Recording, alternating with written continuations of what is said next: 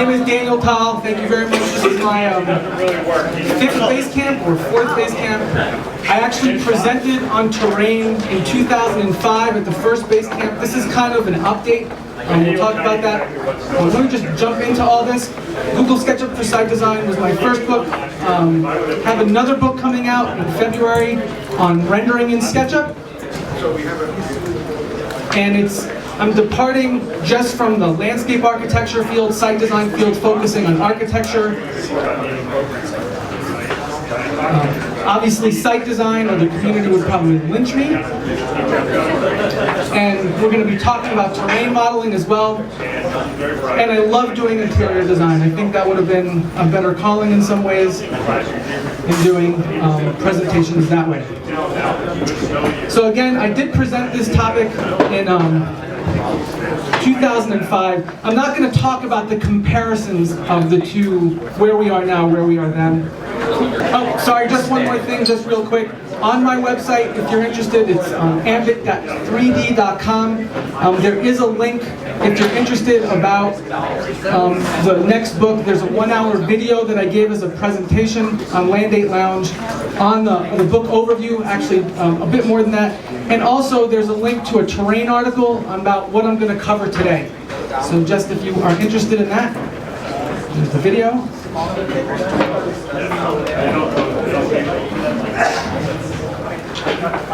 Most of the contract work I do, most of the work I've done over the past 8 years is primarily terrain oriented, which is why this is a topic close to my heart, because there's not a lot of other programs that I've seen that let me do the visualization and adjustment of terrain and terrain information in terms of getting it graded, integrating structures into it. And so you can see all these are projects, real world projects, residential, some of these are in China. Small scale, big scale, it doesn't matter, the process is the same. I won't lie, this is a technical presentation, but I'm going to try to make it as simple as possible in understanding. I do hope to document this process much better in the future. The process is actually, and I'm going to lie saying it's technical, it's relatively simple. I am talking about importing data sets, DWG drawings, contours, surveys. This process does work with Google Earth Terrain. In fact, it actually probably works a little better with Google Earth Terrain, and we'll talk about why. The idea is to generate a tin or a mesh, and then you're going to overlay your roads, your trails, your walks, your flat work onto the terrain. You're going to extruded structures and volumes like buildings, walls, and steps. You regrade them into the site.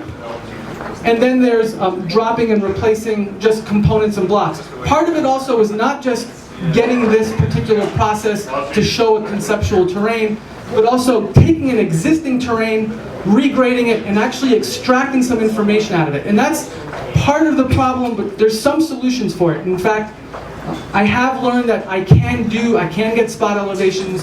You can sort of do cut fill. We'll see if there's anybody willing to write rubies for that. But we'll talk about that in a little while. This process is Ruby intensive. These are some of the Ruby scripts that I use. One of them is Artisan. Some of them are from Contour, from Sandbox.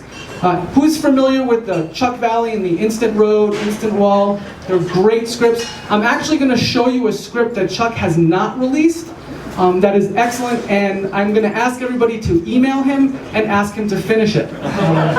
Really. And it's called Simplified Terrain, and you'll see what it does. Tools on surface. There's also another one here by TomTom, Selection Tools, which I honestly cannot use SketchUp without those particular tools. I might not go through all of these, there's just a lot to go through in this particular presentation. So I'm going to jump back and forth. You can see I'm taking a risk here. I'm going to go through these SketchUp files. I do actually want to jump through and talk about some of the terrain models. I can't mention this project in particular, but I am going to show it. And this was just a swale. We had to put a bridge over it and work with the terrain and recontour the terrain to actually get the information for this particular project. I'm going to close this.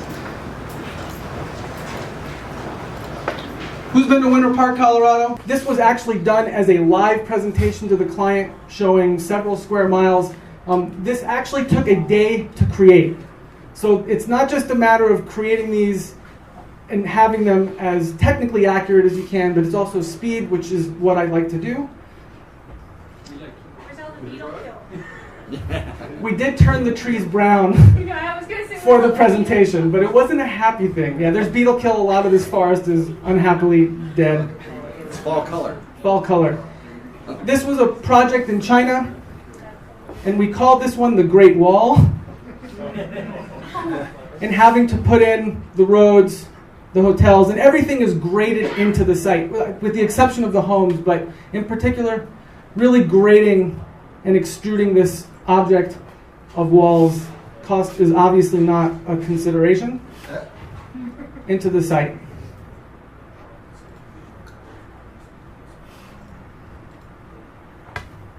So, I start from AutoCAD. You can do this by importing terrain in from Google Earth. And the process, I'm going to quickly review how it's done in CAD. I separate the information out into layered structures. So I start with the contours, the roads and trails, walls, steps, buildings, and vegetation. Everything gets imported into SketchUp. One other thing to note is the benchmark. You'll see them in all the slides I'm going to go through to help me align the information once I import it into SketchUp. This is the primary process I use for everything you've just seen. So it's the same process. There's the contour data.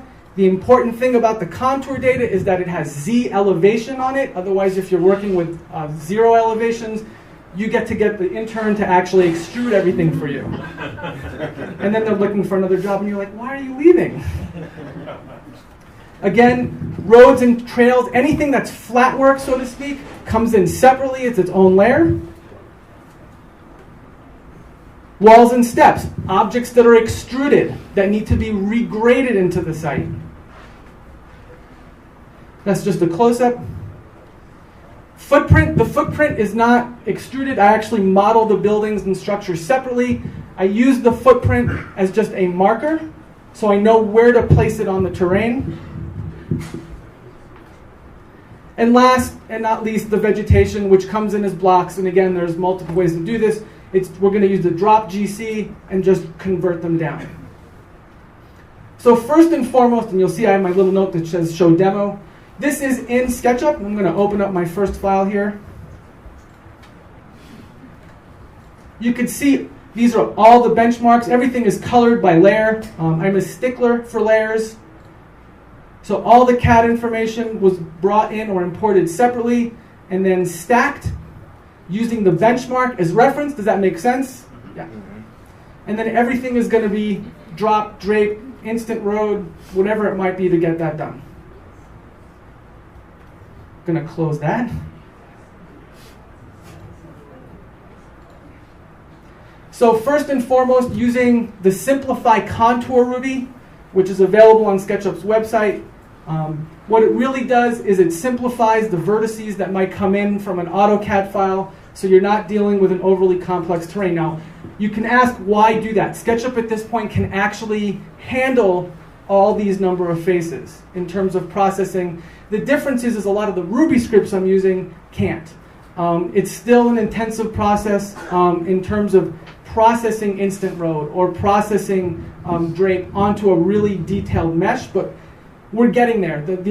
I would not have been able to do the types of model I'm doing now 3 or 4 years ago.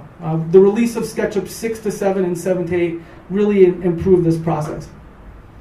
So the one thing is, you run from contour. Everybody's familiar with from contour and how it works. I will demonstrate it in a second.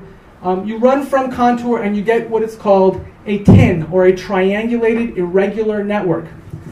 The problem with a tin is it makes it very difficult to actually work with. Who has problems working with tins? Anybody? Yeah, correct? So, there is a Ruby script by Chuck Valley called Simplified Terrain. He showed this to me. I actually went to visit him, and he's like, this isn't very useful, and he showed it to me, and I about dropped out of my chair. The reason why is because it creates that tin into a mesh, which makes this a lot easier to process. And I'm going to show you how this works real quickly. Here I just created, I'm going to turn off the hidden geometry.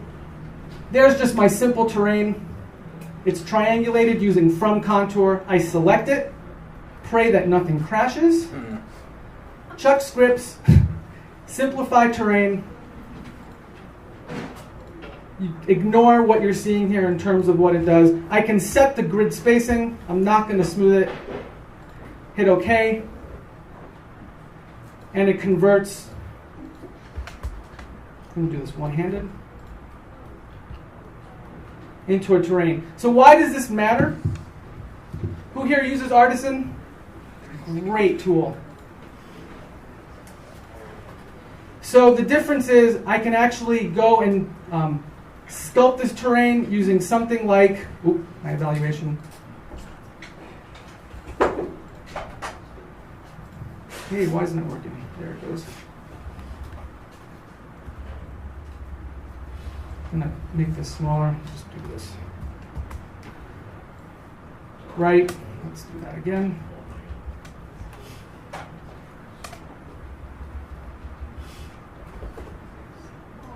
Much easier way. And this will make a difference, and you'll see why as we go through the demonstration. You can adjust it. This is an improvement on the smooth tool, which is extremely finicky.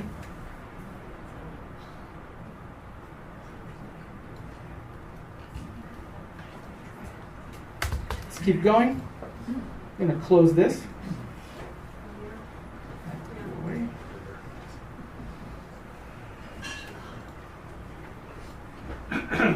So I'm showing this because it's not actually really a part of the process. But I'm taking the original mesh and I'm going to keep it. And the reason why is the one that I'm going to alter, you can make this into a solid and kind of sort of get cut fill calculations out of it. I have done it.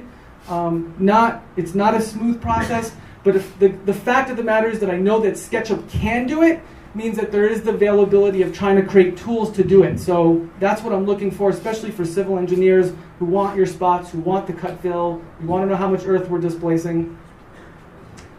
So next process, and you're going to be like, why are you using this? Drape or super drape onto the terrain. Well, there's a reason why, and if you haven't used drape, I'm going to show that real quickly.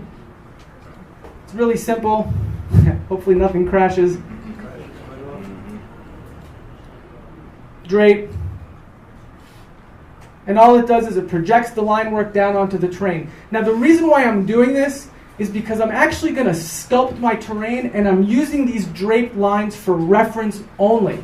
So I can see, I'm going to go into some examples here. See, it's going to finish in a second, and it doesn't crash. Excellent. And I'll turn on the hidden geometry on the mesh. Well, what am I going to do with this? I'm going to go in there and start identifying where I actually need to regrade this road. And we're going to talk about one of the tools I'm looking for at the end to measure slopes in SketchUp. Why? Because if I can start measuring slopes dynamically while I'm doing this, it can help me regrade a site while I'm doing this. Again, the goal for me is to not have to take my pen and paper out and in AutoCAD or whatever it might be and do a proposed grade. I want to see how far I can get away with it in this process. And again, we've been doing this for a lot of these projects. In fact, we did it for China, and they ended up just building it from the SketchUp file. I'm not sure how they did that, which is a little frightening. I'm sure it's like... Is it a MakerBot? No. A big Chinese MakerBot. But for example, if I drape this onto the terrain, that's obviously too steep, correct? Way too steep. So even if I take instant road and plop it on here, it's still not going to be correctly graded or as accurate as I can get it refined. So this is where Artisan comes in. Ignore what it's doing. It's actually deforming some of the mesh because of the line work. That's okay, doesn't matter. But I'm using the sculpt tool here, and I'm starting to,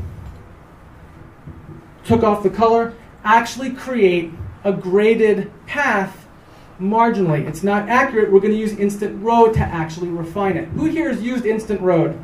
It's a great script. So to show you how this works,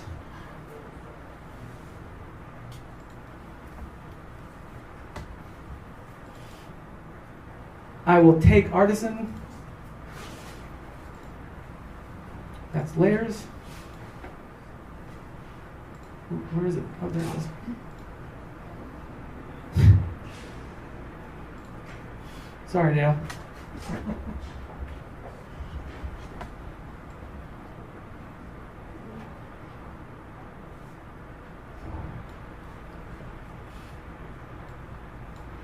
And then I can reverse it. Obviously too much. So, but you get the idea. I'd like to keep going with this. I'm going to close this. I hope I don't need it. Better result. So I'm pre-grading the site for what I'm going to do with it next, which is Instant Road. So I have a little demo for Instant Road and what it does. I'm not doing this stuff on the bigger mesh because it'll take longer, and I only have a finite amount of time, so I'm using smaller examples. I'm going to select the road that I want to contour onto the terrain. Go to Plugins, Instant Road, Road from Faces. You can do it roads from centerline. There are additional options. We'll put a curve in here as well. You can change the shoulder width. I'll hit OK. You can see it's processing it, bottom left. It won't take it very long. And it gives me a much smoother surface to work with. Now, if I'd actually graded that like I'm doing on the other site, I can start controlling where I can start controlling the slope, start actually preparing the site to receive this tool. So it's a combination of Artisan and Instant Road to kind of sculpt out the terrain. Excuse me. Does Instant Road do any of the grading, or is it just really adding curves and softening stuff? I mean, if you look at, and we'll look at it, because I'm actually going to add contours back to this, and you'll see how it contoured the lines on the road. So it is, to some extent, again, we're not getting to fine grading with this. That would be Civil 3D. Who here is, Wyatt Thompson's using Civil 3D, which is an amazing program, which is, we'll talk about at the end.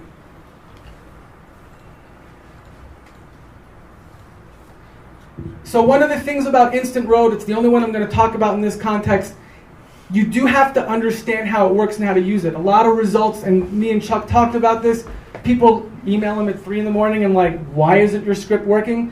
You have to understand he has some great error messages on there.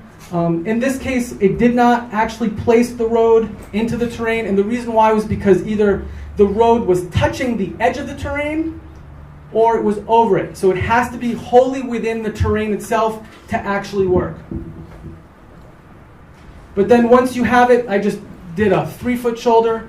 You could see that I'm getting a much smoother transition along all the surfaces. Preparing the grade, trying to get it to 2% cross slope all the way around.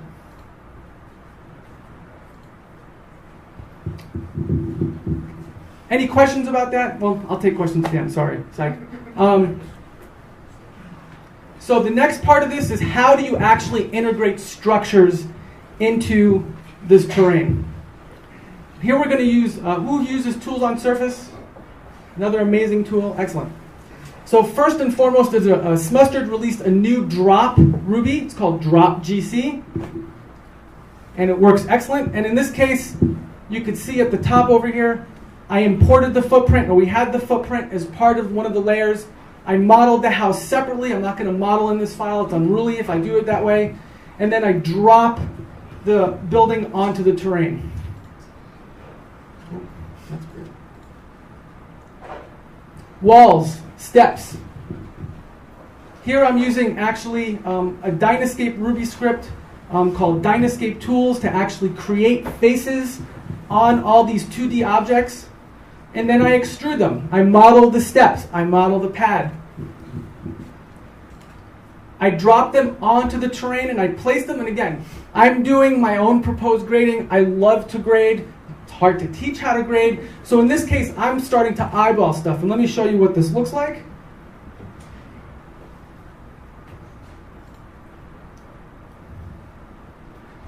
So there I have X-ray on. Turn it off, turn on. But I've placed everything into the terrain itself.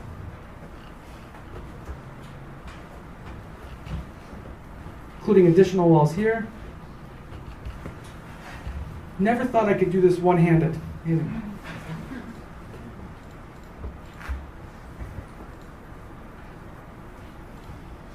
So what now? Well, when you're going to grade an area, you're affecting a specific area and you're trying to either minimize it, maximize it, cut and fill.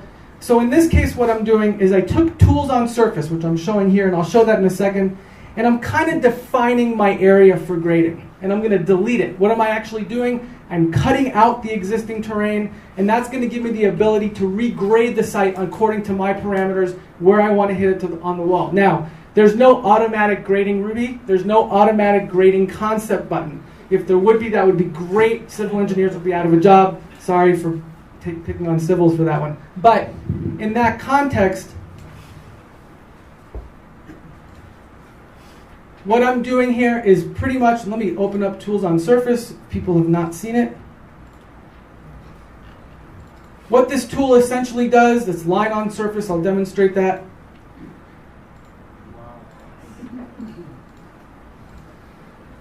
Does a couple of things for me. First, lets me delete the terrain. Second, it makes it much easier to select these lines. So in this case, I'm going to delete this terrain, and what's exposed is all the areas I need to regrade back into this site, i.e. grade all the objects back into the terrain. I'm going to go to my next one here. You can see here I've cut it out, but what else have I done? And again, this is a grading exercise as much as it is about using the tools to grade. First of all, and this is one thing if you can remember this, all the work I'm doing is in the terrain instance. Everybody understands what a component instance is? Please say yes. It's a hard concept to sometimes teach. I'm in the terrain. Everything is done in the terrain. I'm not doing it on the walls. I'm not doing it on the building. Everything's in the terrain. So I can select the terrain. But this is what I've done here. I'm going to use the selection tool Ruby, selection toy Ruby. Oh, that should not have happened that way. Nope, I'm going to do it this way. I've drawn grading lines around the building and the walls. I'm defining the area in which I'm actually going to grade this. So to show you what I mean by that, I'm going to do this a bit sloppily.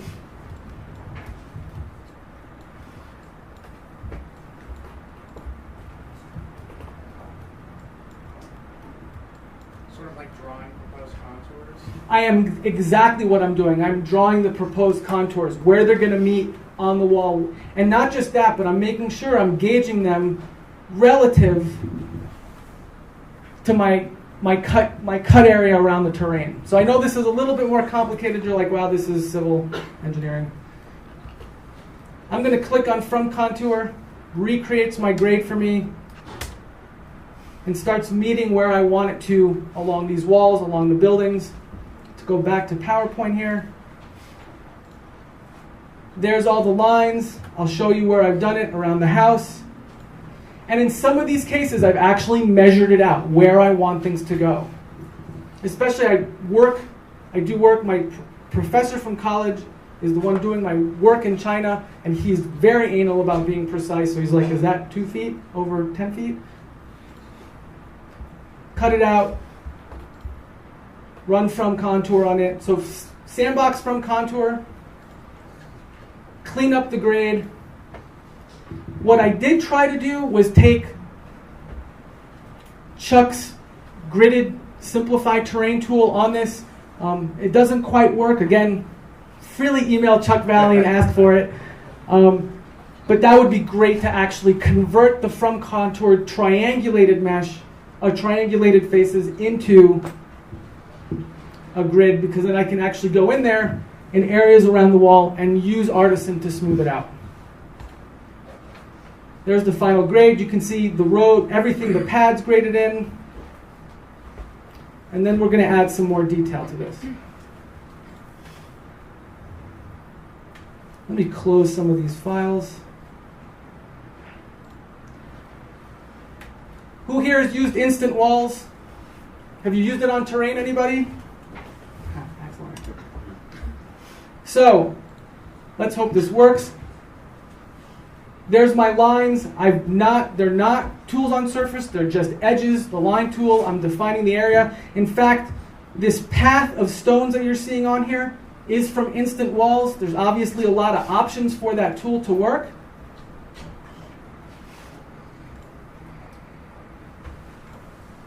And I'm going to select, you have many options for instant wall. This is amazing. I got an email from him. They're actually further updating this script. I don't know when, but probably relatively soon. I'm going to select my fence here. I'm going to click Make Wall.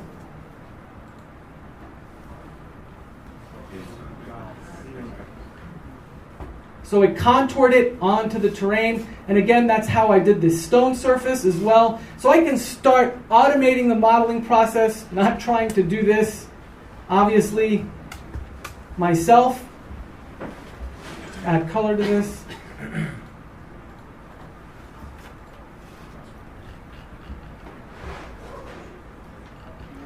So at this point, my graded drive path, my steps.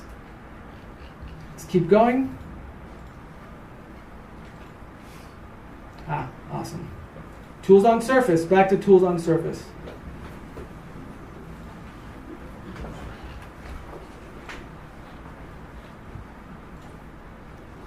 Didn't add a curb. I'm going to take tools on surface offset tool.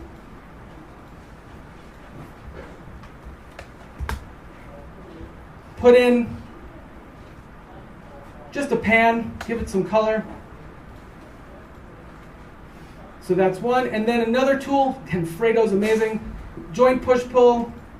To press this down, we'll do 6 inches.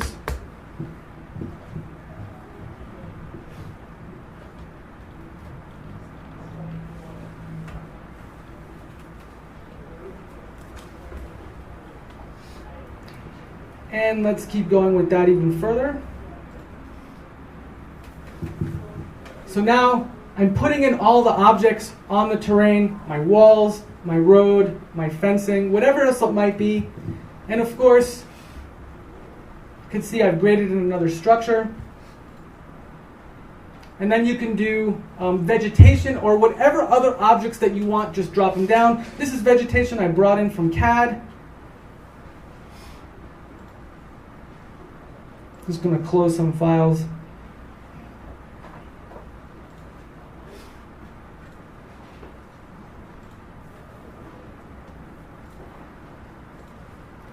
And again, this is a very simple process.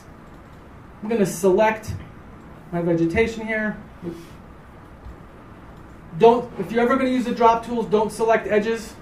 Right, Todd? Right click, do drop GC. And then I'm just going to select, oops.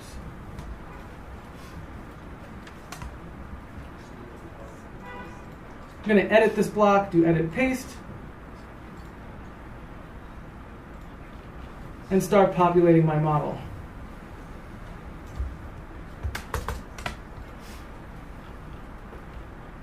The result is this type of model.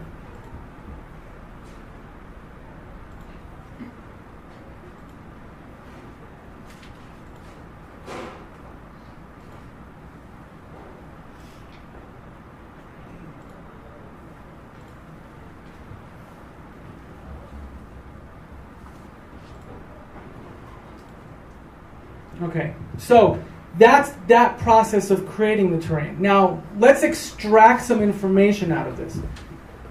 There are Ruby scripts I know that might automate this process. I'm not sure. I did spend some time researching them and looking them up, but did not find them. So one of the things you can do, anybody ever recreated terrain contours in SketchUp? Yeah.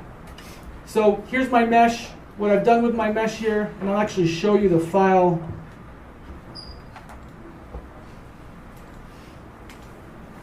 These are 1 foot intervals. And on top of that,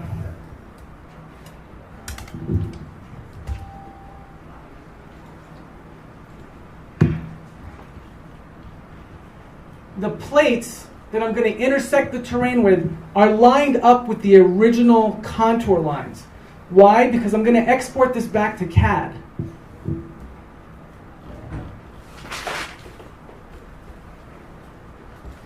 I'm going to simply select the terrain, right-click, intersect with faces, intersect with selection.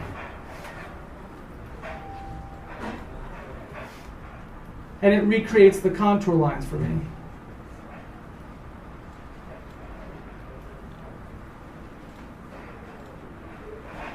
One-foot intervals, and that's the recreated contours. And you can see what it's done to the road.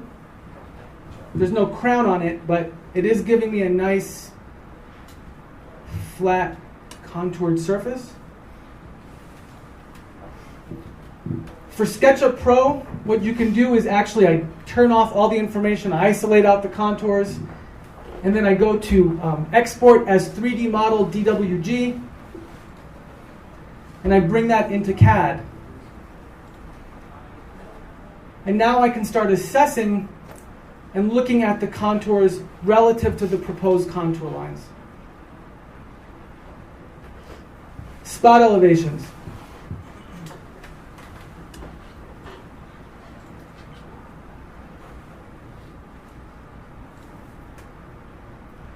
So how did I do this? I'm going to hide the terrain. I basically I drew lines all the way down to 0. Actually, even further. What was that? I was teaching that in my CAD class. Excellent. And then wherever they were intersecting, the wall was intersecting the terrain. And if I just do entity info on it, it's listing the Z. And I can set the precision for it. And that's giving me my Z coordinates, my spots. And the funny thing is I've always only done it in plan.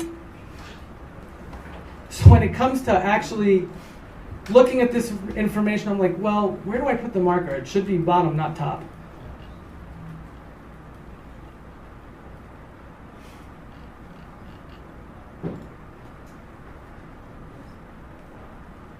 So that should be down there.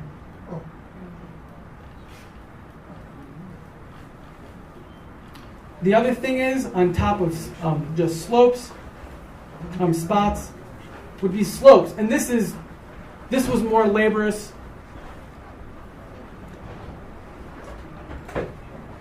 Having to go in. And what I'd love to have, especially as I'm sculpting the terrain out, is something that a tool that lets me, on the fly, dynamically measure what the slope is. Rise over run, put in some kind of marker for me so I know. Maybe as I adjust the terrain, it dynamically updates to give me an average.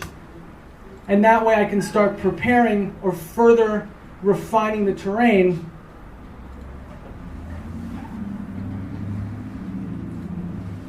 and understand how I'm trying to prepare it for proposed grading.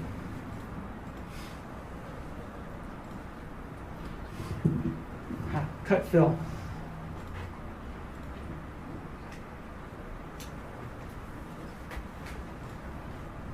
Did not open that file. So let's actually go to that one.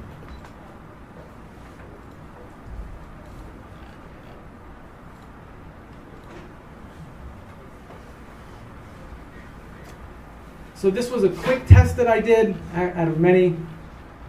Took the terrain, created the mesh, adjusted the mesh. And the thing is about the mesh is it lets me transform this into a solid. Sort of. I then merge both of them. I use the solid tools, in particular split. And if I select this was fill. And if I right click entity info, it's giving me a volume. If there was a simpler way of doing this as well, again, another tool that would be ideal, so I can start understanding all the cut fill calculations that I'm doing, an approximation, obviously. So cut fill, grading spots, slope notations, the ability to work with a mesh, and really ultimately what something that Civil 3D does is dynamic grading adjustment, where you can actually select a road entity, move it, catch the vertices, and have it regrade the entire process. I don't think it's impossible. SketchUp has come this far. I've not been able to do this process in the past without these Ruby scripts. So, and this is my primary workflow. This is the primary work that I've been doing. Did this in half an hour, so great. I'll open this up to questions. I hope this is useful. It was a pleasure for me to present.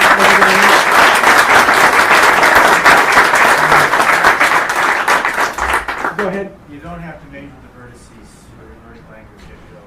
You don't. Tig's got that script already does it. Tig already has a script. He does? Set the axis elevation Okay. property. Set the axis. Where you click, it tells you what it is, and if you drag it, it puts a label. Oh, wow. What's the name of the script? I don't know, I've done it on my PC or Tig's here, you'll tell you. We'll ask Tig. Any other questions? Go ahead. Yeah, how many of these plugins are free? That's a good question.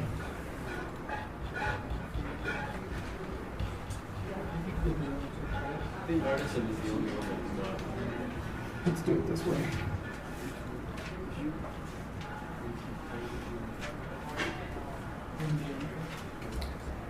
Artisan, the instant wall, instant road scripts are not free. Artisan is not free, but the rest of them are.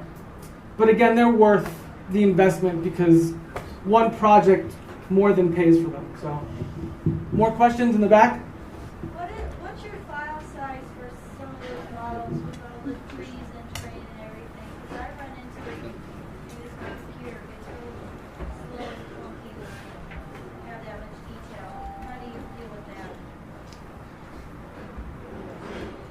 So, the final sized file was 23 megs. Honestly, I hear that question a lot in classes.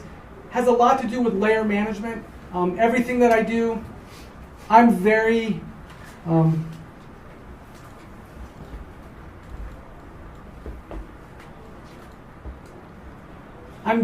conscious of layers. That's my primary workflow. I actually do review that in the next book because of the amount of detail that you want to add into any kind of files. So if you are getting slowdowns, one, make sure your video card is really supporting SketchUp. Number two, use layers. I actually ran into somebody who was criticizing my work saying, why would you use layers in SketchUp? And I was absolutely horrified. You want to use layers. Go ahead. I probably was that person. Nice. For layers, do you have all the geometry exist on layer 0 and you're just assigning entire groups of stuff to layers? The only thing that I put on layers are components. And you can see how they're all organized by name. And the reason why I put 00 dash is because I import my CAD files in. They all go on the bottom, below those layers if you alphabetize them. But yes, all geometry, everything is drafted on layer 0. You're smiling, why? I was hoping you were going to say that. Yeah. No, everything's on layer 0. Go ahead. Is there a Ruby script that we can click on and component and the layer that component is on it can be turned off automatically without going back to the layer drop down? Great question. Actually, part of the workflow process, again, this is part of the book. What I do is I actually use scenes to manage all my layers. I'll actually show you an example here if you give me 1 second.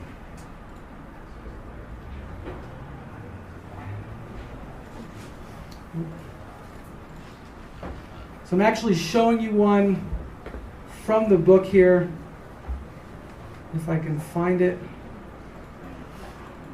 Nope. When does the book come out? February. Give me 1 second. Free copies for all of us? I wish my publisher doesn't give me free copies. Are you kidding me? Exactly. Never write a book. No, I'm just kidding.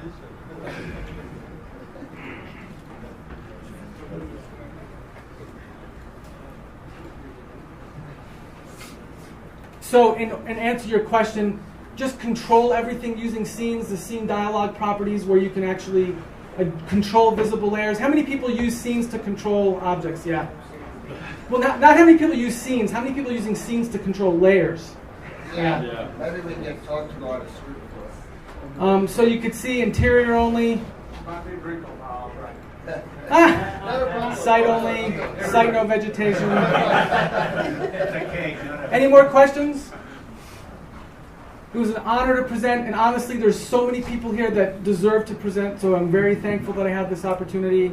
And if you have any questions, please ask. Thank you very much.